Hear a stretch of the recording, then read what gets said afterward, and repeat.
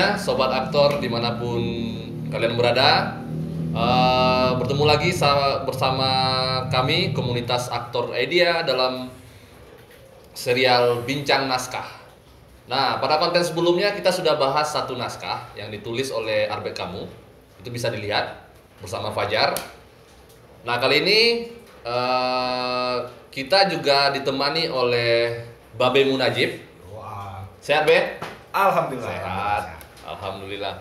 Nah, dalam kesempatan kali ini rencananya kami bertiga itu akan bincang-bincang satu naskah yang ditulis oleh Ariel Dorfman, pengarang atau sastrawan asal Chili, yang naskahnya itu berjudul Dead in the Maiden. Kalau diterjemahin ke bahasa Indonesia, kita kenal Maut dan Sang Dara ya, Be ya? Maut dan Sang Dara, terjemahan Mimi Notokusumo. Nah, tapi sebelum itu saya mau jelaskan sedikit, kasih tahu sedikit mengenai naskah ini, terutamanya Babe Munajib. Nah, Babe ini dia pernah menjadikan naskah ini untuk ujian skripsi ya, Be? Ya. Ujian skripsi pada tahun 2016. 16. Jadi Babe Munajib bikin skripsi, bikin satu kertas kerja dramaturgi untuk naskah ini dan menyutradarainya pada tahun 2019 dan juga pernah bermain sebagai aktor pada tahun 2016 juga. Nah, dan kebetulan saya juga pernah main naskah ini 2 kali. Itu di tahun 2016 dan juga 2019 pernah main naskah ini. Dan Fajar itu juga ikut terlibat dalam produksi dan pernah nonton 2 kali pertunjukan itu ya. Wah, terlibat di produksi ke tahun 2016 sama 2019 dan juga menonton pertunjukan. Oke, nonton pertunjukan. Nah, kita akan bicara naskah ini. Dead in the Maiden. Gimana, Be? Oh, iya. Jadi kan Babe pernah nulis dulu, menjadikan naskah ini satu kertas kerja dramaturgi ya. Naskah ini latar belakangnya seperti apa sih, Be? Iya. Ini kan sebenarnya naskah yang ditulis oleh Ariel Dorfman, tepatnya kalau tidak salah tahun 90 apa tahun 91. Ini sebenarnya berlatar sejarah, artinya Dorfman mencoba menuturkan kembali secara fiksi apa yang pernah terjadi di negaranya, yaitu tepatnya di daerah Chili. Walaupun di dalam naskah itu tidak dijelaskan tempatnya di mana, daerahnya di mana, tapi kita bisa melihatnya lebih jauh. Apa yang disajikan oleh Dorfman merupakan suatu fakta sejarah yang sebenarnya sudah tidak menjadi rahasia umum lagi, Om. Orang sudah pada tahu apa yang sebenarnya terjadi pada saat itu. Tapi apa yang ingin dipotret oleh Dorfman, artinya berdasarkan fakta sejarah tersebut dan dia juga berada pada kejadian itu, yaitu di masa terjadinya kudeta militer, yaitu tepatnya tahun 73 kalau tidak salah. 1973. Ya, 1973. Jadi sebelum bercokolnya pemerintahan yang dipimpin oleh Augusto Pinochet, dulu ada presiden Chile yang berafiliasi dengan gerakan kiri, Partai Sosialis, Partai Komunis. Pada tahun 70 itu menang. Gereja bahkan ya? Partai gereja? Iya, dan Partai Pekerja tentunya juga. Jadi pada tahun 70 dia menang secara demokratis, terpilih secara sah melalui pemilihan umum. Nah, apa yang sebenarnya menjadi titik balik atau yang menjadi semacam fakta sejarah yang kemudian dipotret oleh Dorfman adalah ketika Allende digulingkan. Di mana Allende yang kita tahu dia berafiliasi dengan gerakan-gerakan kiri, pada saat dia terpilih menjadi presiden, dia melakukan suatu gerakan yang disebut nasionalisasi aset negara. Oke.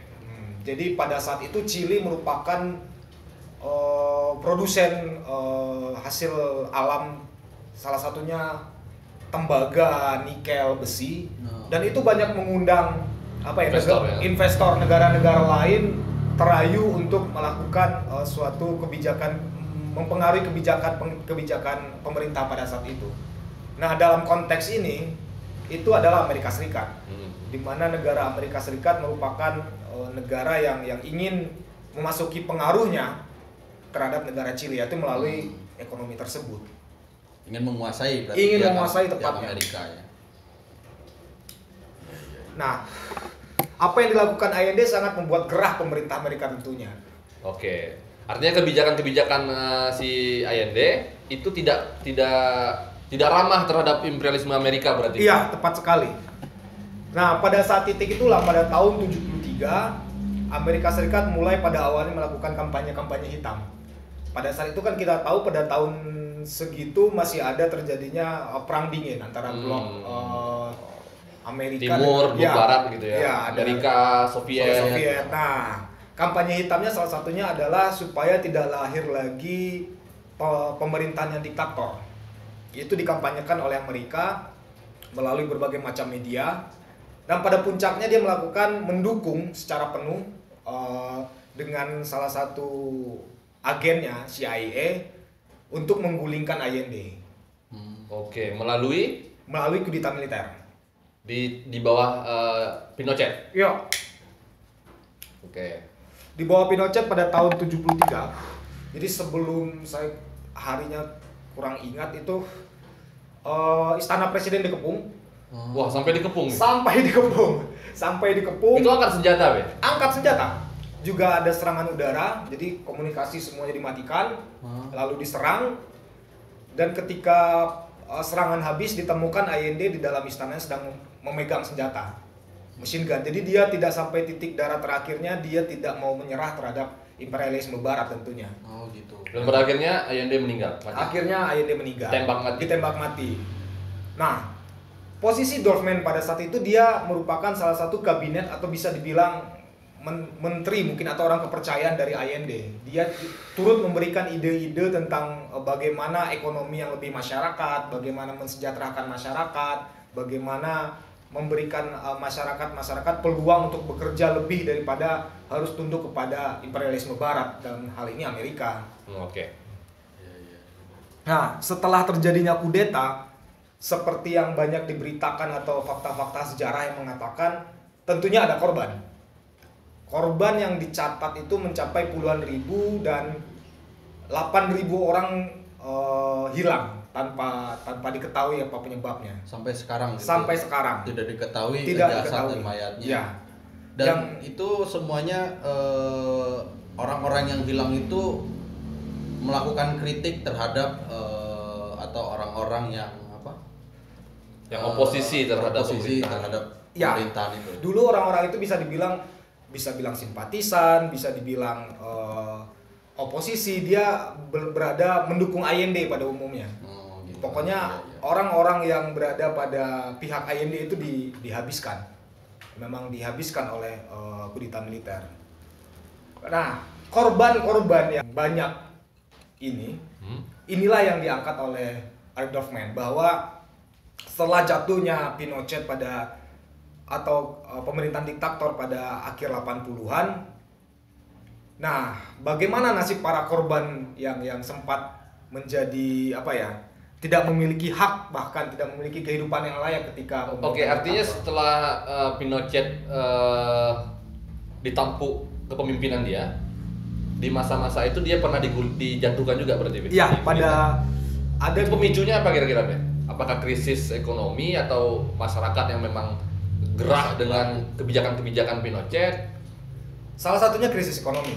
Oke. Jadi di masa Pinochet itu ada 2 kali pergantian. Pinochet itu tidak salah sampai tahun 83 dia berkuasa, kemudian digantikan, tapi sama saja. Itu hanya pergantian nama saja, tapi sistem yang dilakukan oleh pemerintahannya sama saja dengan Pinochet. Jadi tetap saja, jadi tidak ada bedanya dengan Pinochet sebenarnya. Tidak hanya yang berubah. Tidak hanya yang berubah. Nah, ada krisis yang sebenarnya yang selain krisis ekonomi, bahwa masyarakat mulai jengah. Mereka turun ke jalan, mereka kembali menyuarakan, dan itu juga banyak para korban-korban atau keluarga-keluarga korban sebelumnya turun ke jalan, para perempuan semuanya bergabung untuk kembali menjatuhkan pemerintahan diktator ini. Oh gitu. Nah, itulah latar belakang kalau kita bicara sejarah fakta sejarahnya. Dorfman ingin melihat bukan pada kudeta militernya, tapi bagaimana perlakuan pemerintah terhadap korban-korban atau bahkan aktivis-aktivis yang diculik pada saat itu. Culik, diperkosa dan dibunuh. Nah, itulah yang coba dipotret Ado Doffmann dalam naskah Maut dan Sang Darah ini. Oke, berarti konteksnya itu Doffmann ingin memotret satu peristiwa di mana korban-korban penculikan itu tidak mendapatkan haknya atas pemerintahan yang sah gitu ya. Nah, kalau secara sinopsis gimana Be cerita ini diangkat? Apakah tokohnya memang hadir, pernah ada, atau justru memang fiksi, tapi peristiwanya yang nyata gitu? Ya, tokohnya fiksi, tapi itu direpresentasikan dalam 3 pandangan sekaligus. Jadi Doffmann berapa tokoh berarti? 3? Ada 3, ada Paulina Salas, ada Gerardo Escobar, dan Dr. Miranda. Nah, berdasarkan 3 tokoh ini, Doffmann memberikan 3 pandangan sekaligus dan bagaimana tegangan antar 3 pandangan ini terjadi. Artinya kalau kita lihat lagi, sebelum kita masuk sinopsisnya, coba ingin melihat bahwa 3 tokoh ini melambangkan atau merepresentasikan apa yang dirasakan, apa yang terjadi pada saat itu. Paulina Salas adalah representasi dari korban. Oke. Dia adalah korban, dia dulunya seorang aktivis kemudian diculik. Gerardo Escobar adalah suaminya Paulina Salas, dan pada saat pemerintahan masa transisi, artinya ketika pemerintahan diktator digulingkan, kan ada pemerintahan baru, artinya pemerintahan transisi. Nah, si Gerardo Escobar ini ditunjuk sebagai ketua komisi penyelidikan atas kekerasan hak asasi manusia. Oke, berarti Escobar mengurusi atau berupaya membuat satu rekonsiliasi atas korban-korban yang berjatuhan pada masa Pinochet, pada masa kudeta itu ya? Okay. Artinya dia mewakili pemerintahan transisi. Oke, berarti dia berupaya memberi hak hukum sebenarnya. Memberi hak hukum, bagaimana keadilan harus ditegakkan melalui di mata hukum. Oke, nah, terus Dr. Miranda ini direpresentasikan sebagai orang yang masih bercokol walaupun pemerintahan diktator itu sudah jatuh. Oke, jadi Dr. Miranda sebenarnya orang yang terlibat di penyiksaan. Di penyiksaan. Oke. Di penculikan. Nah, jadi 3 pandangan. Tapi di keadaan transisi justru tidak maksudnya posisi Miranda tetap aman berarti ya? Dia tetap aman. Dia masih bisa jalan dengan santai, dia masih bisa menikmati liburannya. Oke. Nah, bagaimana Doffmann mengemas ceritanya Be dalam 3 tokoh itu, 3 representasi tokoh itu? Nah, ini cerita awalnya ketika si Gerardo Escobar dia sedang liburan. Dia liburan bersama istrinya Paulina Salas. Jadi istrinya berada di villa tepi pantai. Escobar ini pulang dari kantornya menuju tempat liburannya. Nah, ketika di jalan ban mobilnya kempes, pecah. Si Gerardo Escobar. Nah, ketika hendak memperbaiki ban mobilnya, dongkrak pun nggak ada. Kehilangan dongkrak kan bahaya. Kalau jalan jauh kan dongkrak itu penting ya. Nah, setelah dia mencoba keluar, ternyata ada orang baik yang lewat untuk membantu dia dan mengantarkan dia pulang ke villa. Nah, mereka ngobrol di jalan di mobilnya si Dr. Miranda yang memberikan tumpangan sampai akhirnya pulang. Kemudian Dr. Miranda pulang lagi. Dia putar arah. Ketika dia putar arah, dia pulang, dia nyetel radio. Si dokter Miranda.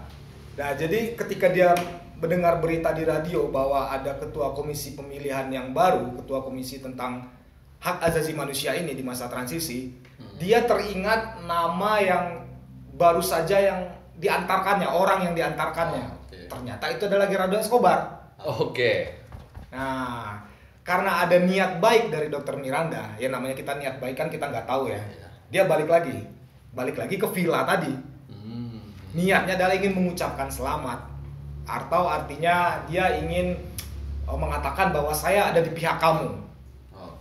Nah, itu malam kejadiannya? Itu kejadiannya malam. Kemudian Miranda datang bertandang, ngobrol dan nginap di villa itu. Tapi di luar dugaan, sebenarnya si Paulina Salas ini ketika mereka sedang ngobrol, si Dr. Miranda dan Gerardo Escobar, dia tidak tidur. Dia mendengar pembicaraan itu dari kamarnya. Nah, disinilah mulai konflik itu terjadi, di mana Paulina Salas kemudian teringat akan peristiwa-peristiwa masa lampaunya yang pernah dialaminya Ketika mendengar suara Dr. Miranda. Oke. Jadi Paulina Salas awalnya berangkat dari asumsi traumatik yang dia alami pada masa penculikan. Itulah yang kemudian dikembangkan oleh Ariel Dorfman dalam naskah ini. Oke. Terus Dr. Miranda kembali lagi ke rumahnya Gerardo, lalu mereka bertemu, mereka ngobrol persoalan politik, persoalan ucapan selamat, dan ternyata di kamar Paulina mendengar, dan Paulina teringat satu peristiwa ketika mendengar suaranya Dr. Miranda ya. Jadi dia teringat apa yang dia alami pada masa lalu.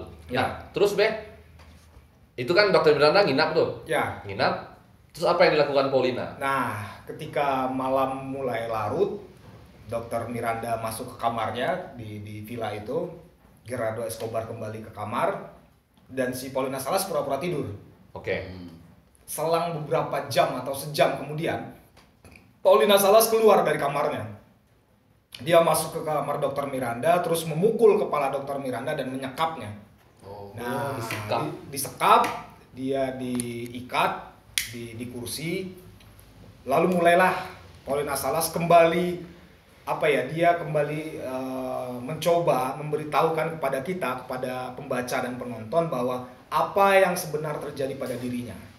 Soalnya pada awal-awal naskah, misalnya babak 1 adegan 2, itu kan ada perbincangan hangat antara Gerardo Escobar dan Paulina Salas. Di sana sekilas kita lihat ada gangguan dalam tanda kutip dalam diri Paulina Salas. Nah, pada saat dia menculik atau menyekap Dr. Miranda, barulah kelihatan apa yang penyebab emosinya tidak tertahan, dirinya takut akan orang lain, jadi semacam ada post traumatik lah atau. Ya, soalnya ketika pada saat saya menonton pertunjukan pada saat itu kan di awal adegan itu kan ketika mendengar suara-suara Paulina Salas ketakutan gitu, dia menjadi orang yang sangat antisosial gitu. Mungkin atas traumatik yang pernah dialaminya gitu. Berarti kita sudah bisa lacak sebenarnya Paulina traumatik ya. Dia orang yang traumatik. Ya, kita bisa bayangkan korban pemerkosaan, korban penyiksaan, bahkan kalau kita ingat itu kan bahkan disentrum kan? Paulina disentrum. Bayangan itu hadir lagi setelah mendengar atau bertemu dengan Dr. Miranda, dan Dr. Miranda disekap. Nah, posisi Gerardo gimana, Nah, itu kan agak unik tuh. Jadi Gerardo orang yang mengurusi atau mengupayakan demokrasi dengan memberikan hak-hak hukum atas korban-korban, lalu ternyata istrinya bertindak di luar hukum gitu. Ini uniknya naskah ini. Dorfman sangat jeli supaya kita pembaca dan penonton melihat ini secara tidak hanya pada satu pihak. Jadi Dorfman mencoba memotret semua itu dan memperlihatkan bagaimana tegangan itu terjadi. Misalnya begini, Gerardo Escobar pada saat itu tentunya tidak bisa berpihak pada salah satu tokoh. Dia tidak bisa berpihak pada istrinya dan tidak bisa menolong Dr. Miranda lebih jauh. Karena dia posisinya secara sosial adalah orang yang dipercaya oleh pemerintah, artinya merupakan legal secara hukum untuk menyelesaikan masalah-masalah HAM. Ternyata di luar dugaan dia, istrinya sendiri yang melakukan pelanggaran hukum itu sendiri. Nah, disinilah. Dan di satu sisi lagi dia mencintai istrinya. Sangat mencintai istrinya. Dilema itu yang dialami Gerardo. Itu sangat susah. Jadi dia berdiri di antara harus patuh terhadap hukum atau mendahulukan cintanya kepada istrinya. Itulah yang terjadi kepada Gerardo. Ya, karena kan persoalan itu sangat berat ya, terutama kan menyinggung persoalan pemerkosaan gitu. Apalagi kita tahu seandainya kita anggap bahwa kita mempunyai seorang istri dan istri tersebut pernah mengalami pelecehan seksual ataupun pemerkosaan, dan itu kan pasti akan berdampak sangat. Dan si Gerardo si suaminya Gerardo itu bingung atas persoalan itu dan nggak tahu apa harus yang diputuskan pada saat itu gitu. Terus sebenarnya Paulina ini ingin membunuh atau apa yang dia inginkan sebenarnya? Oke. Kalau kita lihat menelisik tokohnya, tentu kita bisa bicara latar belakang apa yang menyebabkan dia seperti itu. Ada 3 fase yang dilalui oleh Paulina Salas. Ketika dia muda, ketika dia masih menjadi mahasiswa, dia sangat aktif. Dia menyuarakan kebebasan, dia menyuarakan tentang keadilan. Dia seorang aktivis. Kalau tidak salah pada umur 20 tahunan di dalam naskah itu dia diculik. Tiba-tiba dia diculik, disekap dari belakang Oleh orang-orang suruhan Pinochet. Oleh orang-orang suruhan Pinochet karena gerah dengan Aktivitas politik aktivitas dia, ya? politiknya. Jadi dia diculik, disekap. Jadi tidak hanya Paulina, banyak Perempuan-perempuan lain, aktivis-aktivis lain yang diculik. Nah, Paulina Salas ini mendapatkan ketika penculikan perlakuan yang tidak mengenakan. Dia disetrum, diperkosa. Nah, dia selalu didengarkan musik Dead in the Maiden. Musiknya Schubert. Oh ya, Schubert pengarang komposer Dari Austria. ya. Ya. Abad ke-18 deh ya. Ya, 18-19 lah kalau tidak salah. Yang mendengarkan itu dokter. Ya, Berarti si dokter Miranda itu ikut waktu itu menyiksa dia dengan mendengarkan musik Schubert. dalam pengakuannya iya. Oke. Tapi kan pengakuan yang dilakukan oleh Dokter Miranda ketika dia disekap, Paulina Salas, jadi ada 3 fase tadi itu. Ya, Ketika dia diculik, ketika dia aktivis, diculik, kemudian dia mengalami post traumatik. Ya. Nah, masa-masa post traumatik inilah yang sebenarnya yang sangat kuat menonjol dalam tokoh Paulina Salas. Dia takut akan hadirnya orang lain selain suaminya sendiri. Oke. Dia takut akan kegelapan. Dia kemana-mana selalu membawa pistol. Dia selalu mematikan lampu dan dia menjadi pecandu alkohol. Oke. Nah, apa yang dia alaminya ini ketika dia mendengar suara Dokter Miranda ketika mengobrol dengan suaminya itu melekat, sangat melekat. Jadi Paulina Salas dengan asumsi bahwa dia sangat hafal bahasa yang digunakan oleh Dokter Miranda. Dia sangat hafal bagaimana gaya ketawanya Dokter Miranda. Sehingga dia sangat yakin. Bahkan baunya ya. Bahkan baunya. Dia sangat yakin inilah orang yang menculik dia, yang melakukan menyiksa pemerkosaan terhadap diri dia sekitar 10 tahun atau 20 tahun sebelumnya. Inilah yang kemudian ia sampaikan secara jelas dengan emosi yang tidak teratur, dengan emosi yang kadang baik dalam artian mencoba dia rasional, ketika itu tiba-tiba dia balik lagi. Dia kepikiran lagi atas apa yang pernah dialami yang dilakukan oleh Dokter Miranda terhadap dirinya. Itulah yang kalau misalnya ditanya dia apakah ingin membunuh atau tidak, dia sebenarnya pada umumnya ingin menuntut keadilan. Dia ingin meminta orang yang melakukan kejahatan itu dihukum seadil-adilnya. Tindakan itu apakah tidak membuktikan bahwasannya dia sebenarnya tidak percaya dengan Gerardo?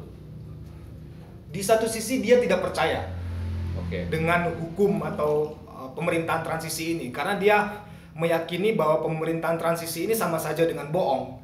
Karena pada masa pemerintahan transisi, orang-orang yang bercokal pada pemerintahan transisi itu dalam pandangan dia merupakan titipan dari orang-orang sebelumnya, artinya orang-orang pemerintahan Pinochet, diktator. Maka dia tidak memiliki kepercayaan penuh selain hanya percaya kepada suaminya. Jadi secara hukum dia tidak mempercayainya. Tidak mempercayai apa gunanya komisi ini. Tetapi si suaminya yang lebih bersikap rasional mencoba menerangkannya perlahan kepada si istrinya. Itu dia yang menjadi yang membuat tokoh Paulina Salas ini sangat unik untuk dimainkan. Bahkan mungkin kita butuh perhatian lebih untuk memainkan tokoh ini. Oke, terus kelanjutannya gimana, Be? Sudah disekap, lalu ada bantahan argumentasi antara Paulina dan Gerardo. Ya. Kelanjutan ceritanya gimana, Be? Apakah misalnya si Dokter Miranda itu mau tidak mau mengaku atau dipaksa mengaku, atau Gerardo menghentikan istrinya buat untuk tidak bertindak seperti itu? lalu melepaskan Dr. Miranda, gimana kelanjutan ceritanya, Be? Nah, di sini kembali lagi kita ingat pada posisi Gerardo Escobar. Dia tidak bisa bergerak lebih jauh, artinya dia harus melangkah dengan dua kaki sekaligus, tidak mendahulukan kiri atau kanan, tapi kiri kanan sekaligus. Dia mencoba menetralisir keadaan dengan memberikan sikap-sikap rasional atau pernyataan-pernyataan rasional kepada istrinya. Di satu sisi dia juga ingin menanyakan langsung lebih jujur kepada Dr. Miranda apakah benar apa yang dikatakan oleh istrinya. Nah, tetapi walaupun yang namanya dalam keadaan seperti itu, Gerardo serasional apapun dia kadang-kadang juga larut dalam kedua emosi ini, dalam dua keadaan ini. Nah, lalu apa yang terjadi? Paulina Salas menyampaikan dulu apa yang diinginkannya, kemudian diterima oleh Gerardo dengan syarat tidak ada kekerasan. Oke. Itulah yang disampaikan oleh Paulina Salas. Dia ingin Dr. Miranda ini mengaku, dia ingin Dr. Miranda merekam pengakuannya, kemudian dicatat, dan dokumen itu disimpan oleh Paulina Salas sebagai bukti bahwa orang yang melakukan penyiksaan ini masih bebas, masih bisa bergerak bebas di negara itu. Itulah yang disampaikan dulu apa yang diinginkan oleh Paulina Salas. Oke. Terus lalu Gerardo menyetujui keinginan itu, ya, menghampiri Dr. Miranda dan mengatakan bahwasannya Miranda harus mengaku gitu. Ya, Miranda harus mengaku. Tapi yang namanya orang yang dia tidak merasa bersalah, Miranda ini bisa dibilang bukan licik ya. Dia bisa membaca keadaan. Dia bisa membaca psikologis Gerardo dan Paulina Salas. Miranda kemudian menarik itu dengan memberikan argumen-argumen yang lebih rasional juga, sehingga Gerardo juga terpengaruh. Bahkan menonton ya, Be ya? Iya. Jadi di awal-awal itu kan kita nggak bisa menduga ini kayaknya Paulina salah ya. Iya. Kayaknya Dr. Miranda memang tidak bersalah. Iya. Itulah hebatnya Miranda, dia bisa membaca keadaan. Dia menggiring Gerardo ke arah untuk membantunya untuk melepaskan dirinya pada malam itu dengan argumen-argumen yang logis bahwa dia tidak bersalah, bahwa dia dulu juga dipaksa. Nah, kemudian akhirnya akan memuncak, tidak ada jalan keluar. Paulina Salas mengambil tindakan lebih jauh, artinya dia tetap menyekap dan sedikit melakukan kekerasan, artinya memukul. Ya. Gerardo juga akhirnya juga ikut larut. Tapi pada babak 2 kalau tidak salah, adegan berapa saya lupa, Gerardo kemudian menjelaskan dengan cara yang lebih mengedepankan bukan rasional tapi rasa cintanya kepada istrinya, sehingga mampu meredam emosi amarah Paulina Salas. Tetapi Paulina Salas tidak mau. Dia tetap ingin Dr. Miranda mengaku. Itulah yang terjadi pada babak 2 akhirnya Dr. Miranda mengaku. Oh, pada akhirnya juga mengaku ya? Iya, dia mengaku dalam pengakuan Dr. Miranda bahwa dia juga awalnya tidak ada niat untuk melakukan penyiksaan. Jadi dia ditunjuk oleh pemerintahan diktator untuk menangani korban-korban penculikan ini dengan pendekatan psikologis. Jadi ingin memberikan ketenangan. Tetapi semacam ada keasikan yang dialami oleh Dr. Miranda, kemudian dia akhirnya memperkosa. Hasrat itu keluar. Dia mendengarkan lagu Dead in the Maiden kepada korban-korbannya. Tapi itu kita bisa lihat lagi lebih jauh. Maksudnya begini, apa yang disampaikan Dr. Miranda dalam pengakuan itu dia juga berada di bawah tekanan. Iya. Dia ditodong, dia masuk akal dong, orang kita terdesak, apapun akan kita lakukan supaya kita bebas. Apalagi di bawah kokang senjata. Itu lebih ngeri lagi. Itu lebih bahaya. Mau nggak mau harus ngaku ya. Mau nggak mau harus ngaku untuk menyelamatkan diri. Jadi kita bisa lihat bahwa di sini apa yang dilakukan oleh Dr. Miranda semata-mata juga di satu sisi untuk menyelamatkan dirinya. Dia juga belum tentu salah. Ya. Dia juga belum tentu sebenarnya adalah dokter yang diasumsikan oleh Paulina Salas. Ya. Nah, pada titik inilah bagaimana Dorfman memotret 3 pandangan ini, bahwa sebenarnya di satu sisi korban ini memiliki kesakitan yang dalam, di satu sisi orang yang diasumsikan melakukan kejahatan itu seolah-olah ingin cuci tangan, seolah-olah dia tidak terlibat, seolah-olah dia mendukung pemerintahan transisi untuk menyelesaikan masalah-masalahnya. Inilah yang dipotret oleh Arief Dorfman. Yang uniknya lagi, di akhir naskah ini, di babak 3, itu dia pindah lokasi, artinya setelah penculikan itu Dokter Miranda udah bebas berarti? Dibebaskan. Pada ujungnya Paulina Salas tidak berani untuk menembak. Ada semacam ketakutan dalam dirinya. Kalau dia menembak, dia artinya sama dengan orang yang melakukan penyiksaan. Kalau dia tidak menembak, dia sama saja membunuh dirinya. Makanya pada titik itulah yang titik paling jujur pengakuan Paulina Salas terhadap dirinya sendiri. Nah, setelah dibebaskan, beberapa bulan kemudian Paulina Salas dan Gerardo Escobar ini pergi nonton konser musik klasik. Schubert. Ada kuartet Schubert yang dimainkan di sana. Jadi sebuah gedung yang dipenuhi oleh para pejabat-pejabat, pokoknya para petinggi-petinggi negara. Mereka nonton musik konser tersebut. Jadi kalau diilustrasikan ada balkonnya di atas. Jadi dia Paulina Salas dan Gerardo Escobar itu duduk di bawah. Sementara di atas Dr. Miranda juga nonton. Dan ketika Paulina Salas menoleh ke atas, Dr. Miranda cuma semacam memberikan senyum gua bebas lah.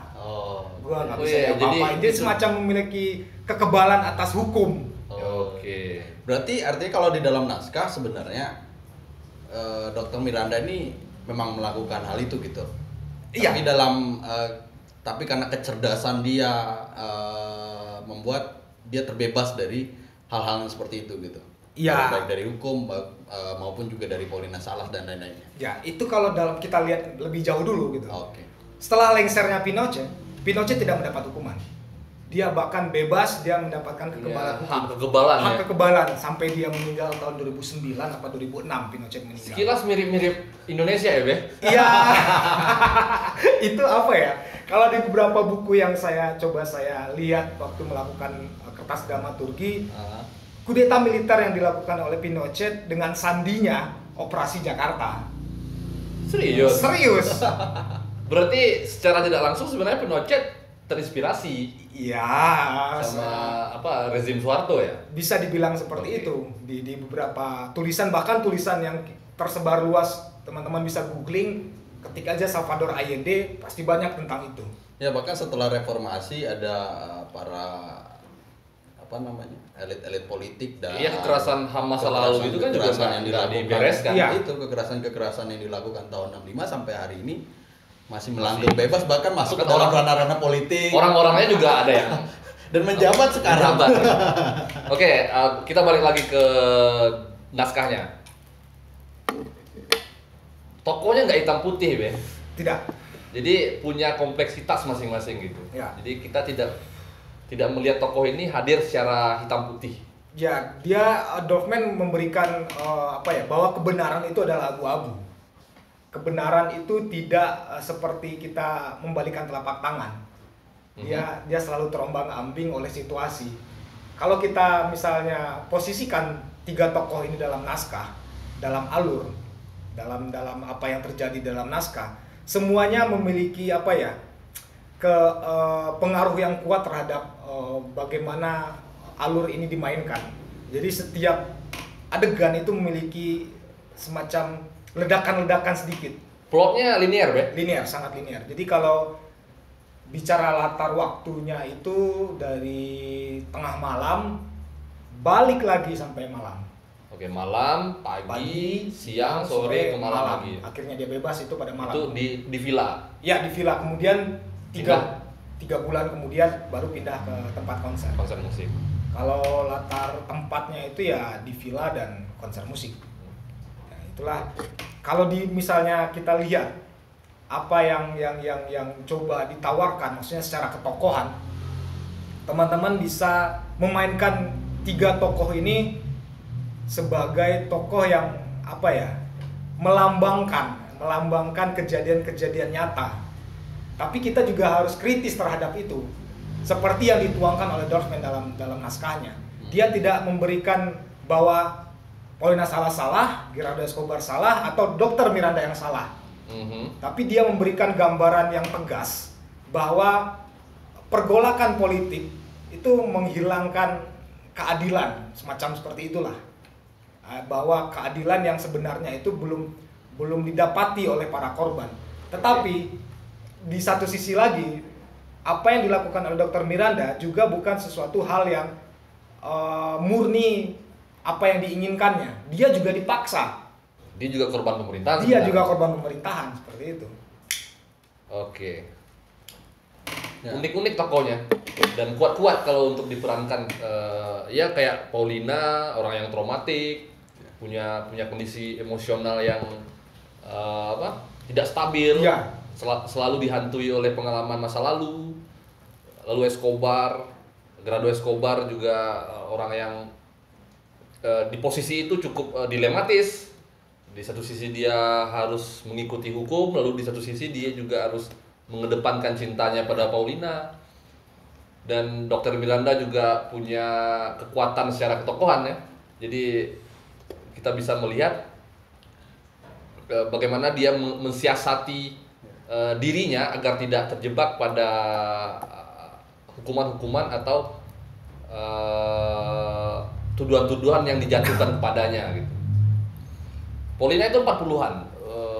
Secara umur gimana? Secara umur Paulina, ya kita misalnya melihat naskah itu kan bisa kita bicara secara eksternal dan internalnya. Tadi kita sudah lumayan banyak menyinggung tentang eksternalnya, artinya kondisi sosial, kondisi politik pada saat itu, apa yang dipotretnya. Secara internal, maksudnya tokoh, plot, dan segala macam, itu alurnya memang linier. Tokohnya sangat kompleksitas, dan itu tokohnya sangat bisa kita teliti atau kita belejeti satu-satu dengan detail. Nah, inilah yang menjadi asiknya memainkan naskah ini. Terus di bawah pengetahuan yang tersebar luas, kita bisa melihat siapa sih sebenarnya tokoh utama. Iya, siapa kira-kira? Ya. Kalau kita pikirkan di antara 3 tokoh itu siapa yang menjadi tokoh utama? Ada kemungkinan, ketiga-tiganya ada kemungkinan. Tapi iya, kalau kan punya kapasitas yang sama, iya, punya kompleksitas yang sama gitu. Kalau bacaan Babe gimana? Kalau dalam bacaan saya itu Paulina Salas. Oke, Paulina Salas tokoh utama. Tokoh utama, dia berawalnya dari dia. Semua pangkal cerita, semua pangkal masalah itu berawal dari dirinya. Dan itulah yang dikembangkan oleh Ariel Dorfman lebih jauh. Oke. Nah, posisi Gerardo Escobar tentu juga tidak bisa disepelekan, dan Dr. Miranda tidak bisa disepelekan. Gerardo Escobar dia mencoba menarik ulur, sementara Miranda menarik lebih jauh ke arah dirinya. Oke. Nah, itulah yang kalau kita tidak detail memainkan 3 tokoh ini, kita akan terjebak pada satu keadaan yang sangat membosankan. Jadi tidak memiliki tidak memiliki alur yang jelas, tidak memiliki permainan emosi yang bagus. Nah, kalau untuk misalkan kita tadi kan disebut bahwa yang menjadi tokoh utama atau tokoh protagonisnya kan si Paulina Salas. Nah, posisi dari suaminya ini apa? Apakah dia sebagai, tadi kan kita tahu bahwa dia orang yang berupaya untuk berada di pihak yang netral gitu. Nah, apakah dia sebagai pihak netral atau dia sebagai kalau tidak salah detragonis ya, sebagai peran pembantu tokoh utamanya gitu.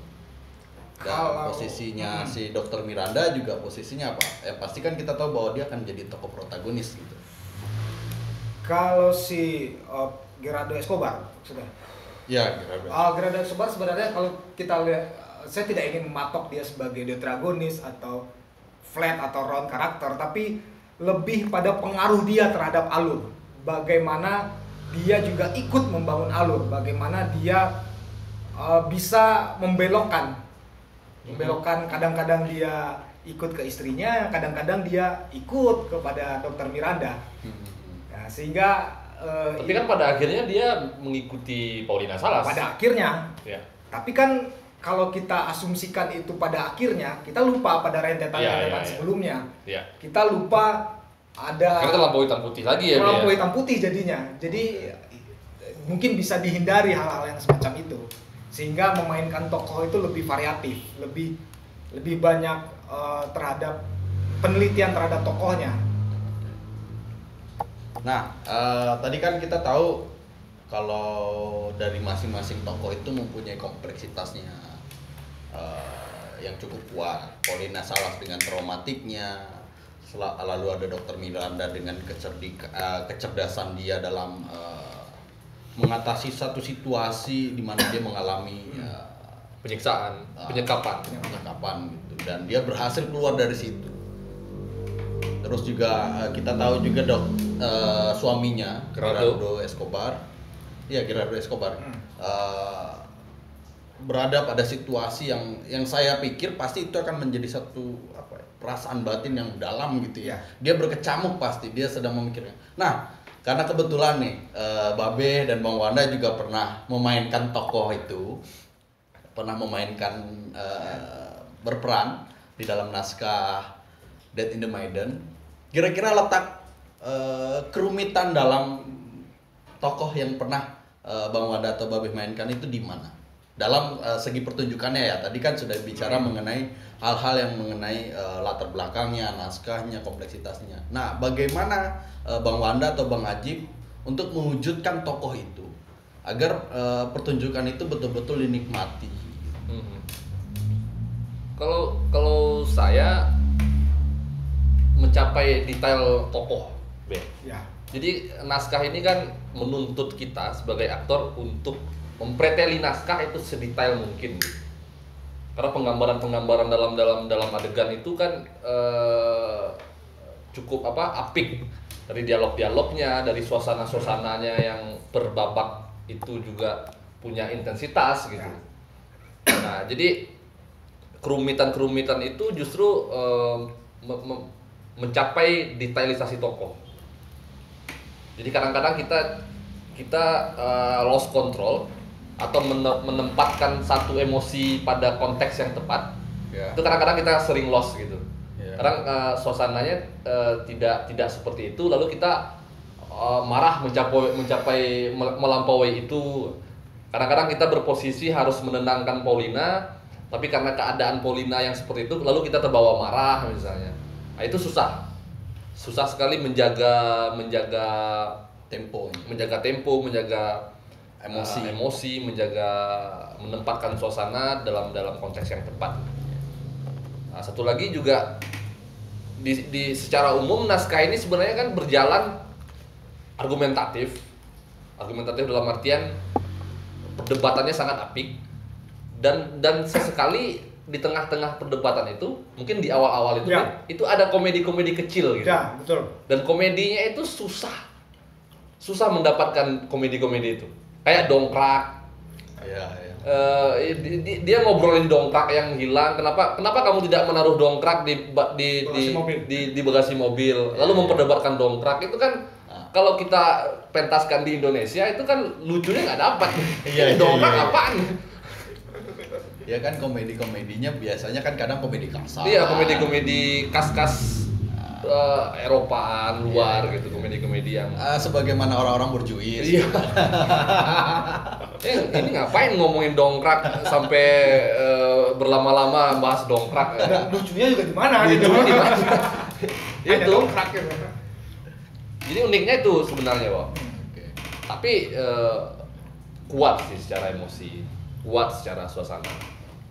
Dan puncak-puncak emosi itu kalau kita dapat itu, waduh, kerasa gitu, memang kerasa. Penonton juga ikut kerasa, penonton ikut terlibat gitu dengan emosi yang sedang kita bangun.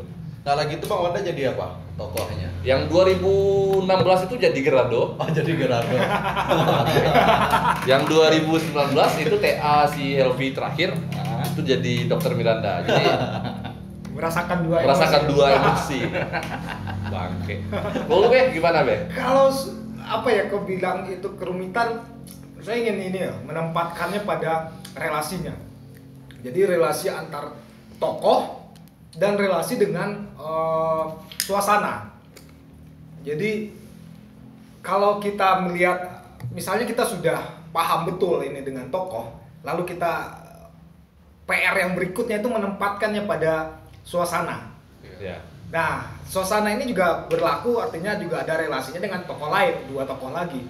Nah, kerumitan inilah sebenarnya kita harus kadang-kadang menahan diri supaya bukan terbawa emosi, sadar atas diri kita sebagai posisi kita sebagai tokoh yang kita mainkan. Kadang-kadang ketika itu kita, susah tuh, Be. Iya, begini itu. Kadang kita sudah paham gitu loh. Kita secara pengetahuan sudah tahu tentang tokoh ini. Iya. Lalu kita tempatkan pada kejadian dalam naskah, lalu kita kemudian dialog. Ya. Kita kadang-kadang lupa posisi kita sebagai sebagai tokoh yang kita mainkan itu dengan ilmu atau analisis-analisis yang kita lakukan. Ya. Kita libas semuanya dengan kehilangan pengetahuan ketika membaca naskah. Ya, Kita ya. terbawa, yang bahasa Wanda tadi, kita terbawa secara emosi. Ya, ya. Nah, itulah yang susahnya.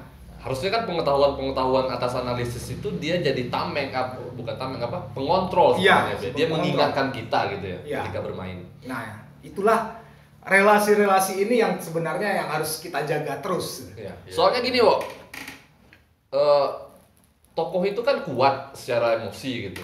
Iya. Dan kalau kita alami betul, itu larut. Itu bisa larut dengan kesedihannya si Paulina, dengan kegalauannya si Gerardo. Kita bisa larut secara emosi gitu. Bahkan lupa dengan peran kita gitu. Yang ada nanti dari adegan awal sampai akhir marah aja tuh. Marah atau berdebat saja terus, Berdebat. tapi tidak ada naik turunnya, Dan tidak itu ada lika-likunya. Aktornya bertiga, jadi Iya. Ya. kita nggak bisa datang dengan ketokohan yang hanya kita perankan. Kerja ensemble itu juga dibutuhkan kan. Iya. Karena saya melihat ketika menonton pertunjukan itu bahwa hanya ada 3 Atau ya tiga tokoh. 3 tokoh itu yang dari awal sampai akhir, dan kita tahu bahwa pertunjukannya juga lama.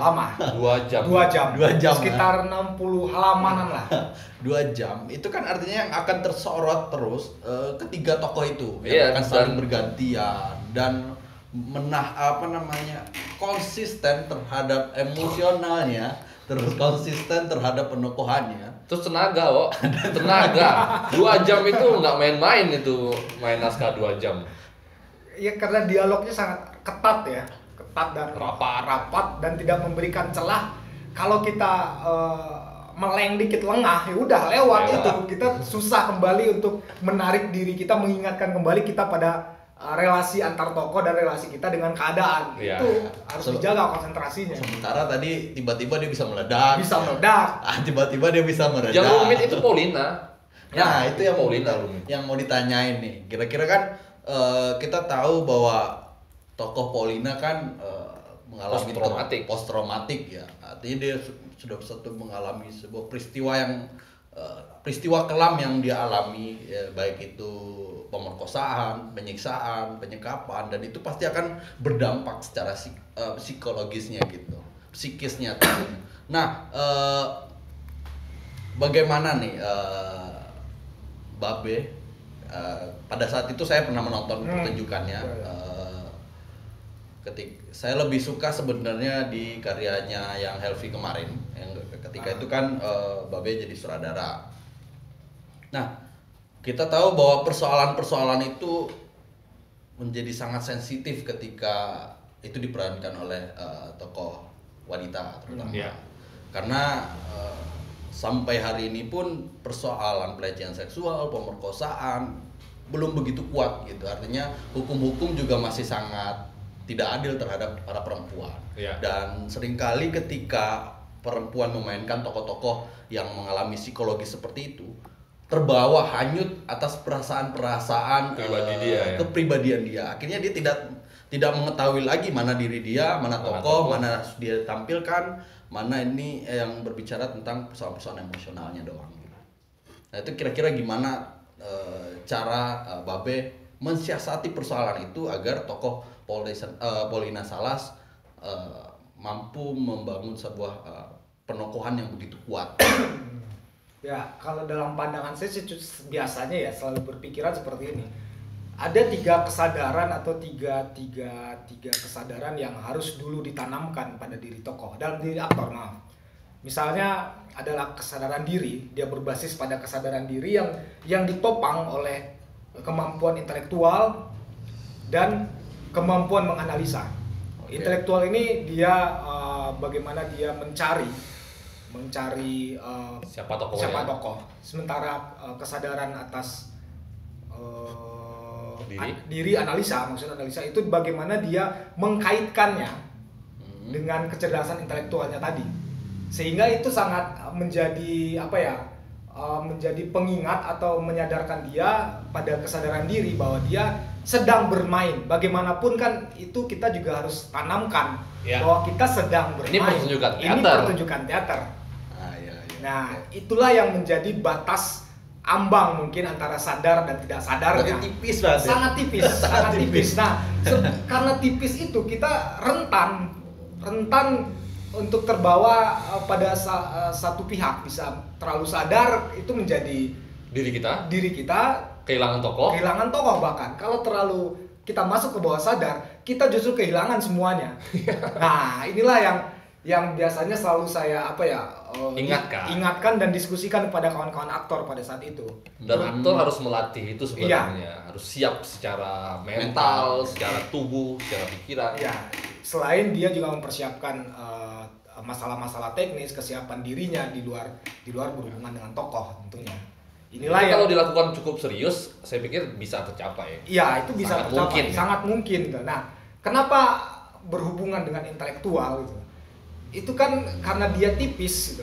Ada kemampuan kita melogikakan itu dalam diri. Ada kemampuan kita untuk menafsir kemudian kembali bahwa kita sudah terlalu lewat, kita juga bisa terlalu larut. Nah, inilah fungsinya apa yang disebut kesadaran intelektual tadi. Dia menjadi semacam pengingat, dia menjadi benteng kita agar kita tidak, kalau misalnya terbawa, misalnya dia ada dialog Paulina Salas yang dia marah, begitu marah, tapi marahnya itu seperti yang dialog apa itu ya? Keadilan. Nah, kalau itu tidak di tiga kata itu saja, keadilan satu kata, tapi disampaikan dengan 3 emosi yang berbeda. Kalau tidak ada pengetahuan tentang apa sih keadilan yang sebenarnya dalam 3 ini, itu sama saja kita marahnya keadilan, sudah lepas selesai, nggak punya isi tidak punya isi, bahkan tidak tahu apa yang dituju sebenarnya. Nah, itu satu contoh kecilnya. Nah, misalnya di Dr. Miranda, dia lebih tenang lagi, dia bisa membaca situasi seperti yang kita bilang, dia bisa membaca psikologis Paulina Salas, dia bisa mempengaruhi Gerardo Escobar. Ya, secara dia dokter, dia hal-hal yang rasional harus dikedepankan. Maka dia mengucapkan dialog pun juga tidak menggebu-gebu. Dia lebih mencoba mempengaruhi pikirannya Gerardo Escobar dengan dialognya. Nah, di situ kan dibutuhkan kejelian kita sebagai aktor untuk mengetahui hal-hal itu. Sehingga kalau kita kuasai, ya 90% itu bisa berjalan dengan lancar lah. 10% lagi ya itu terserah bagaimana nanti pas pertunjukan. Oke. Asik ya sebenarnya naskahnya. Menarik secara ketokohan, cerita yang dibangun juga menarik.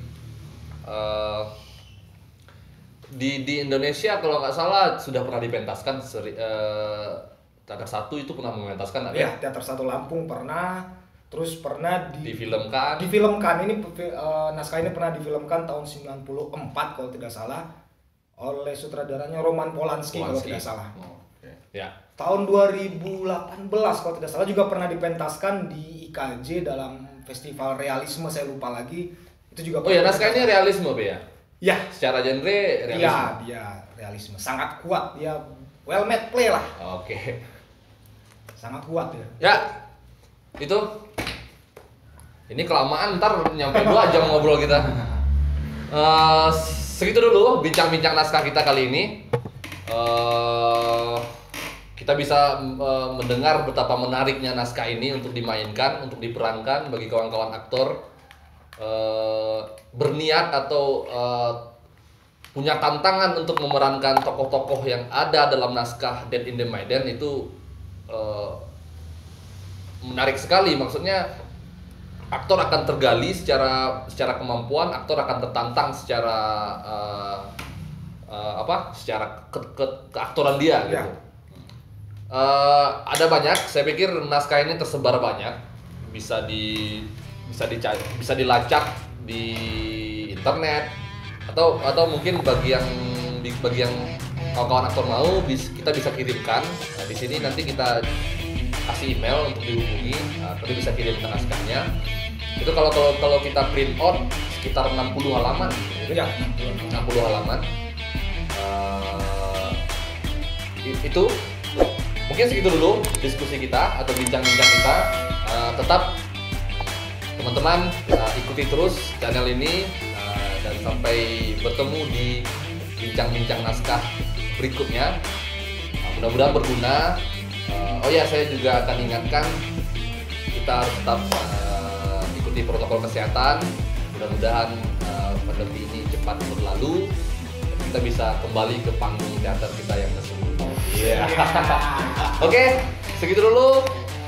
Saya Wanda, saya ucapkan terima kasih banyak dan sampai jumpa. sampai jumpa.